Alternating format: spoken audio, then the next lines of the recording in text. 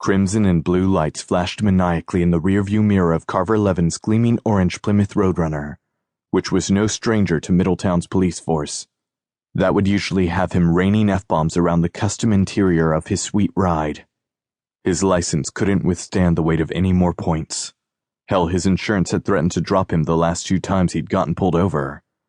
Skyrocketing rates were the only thing keeping them doing business with him at this point. Today, Carver didn't give a damn. Nor did he slow a single mile an hour.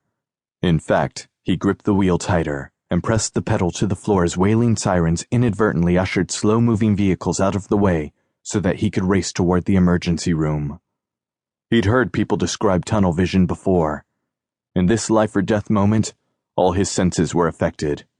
Although he registered his friend and fellow Hot Rods mechanic Cage Davis shouting something from the far side of the bench seat they occupied, the message didn't penetrate his ultimate concentration. He refused to accept that Supernova might be informing him their reckless sprint was unnecessary. Impossible. Hang on, Barracuda. We're almost there. Don't you fucking leave me now. Downshifting, Carver resisted the urge to put his hand on the limp man beside him. Then he gunned it around a corner at a speed easily 3 times the legal limit. Sparks shot from the undercarriage as they rocketed into the hospital parking lot, before screeching to a stop that tested the high-performance porcelain brakes he and Roman had installed last summer. He kicked open his door, not even wincing when it bounced against the hinges, then hauled his unconscious roommate over his shoulder, before bolting into the one place Roman would hate waking up in. The cast stabilizing the guy's arm from his recent accident slammed a morbid beat into Meep's spine, as if he were trying to object to a return visit. I'm sorry, Cuda. They're going to help you, I promise. They have to. A nurse skittered around the desk. She didn't bother to shout at Carver to stop or lecture him about protocol. Instead, she ushered him through a bright white mess of beeping machines. The smell of disinfectant seared his flaring nostrils, while people bustled around them in what seemed like barely restrained chaos. What are we dealing with? The nurse asked. Overdose.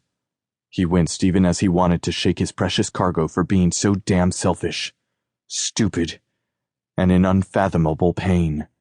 What substance? The woman asked without judgment. Plenty of time for that later. Painkillers, OxyContin, and alcohol. Carver groaned. Lots of booze, I think. Set 'em here.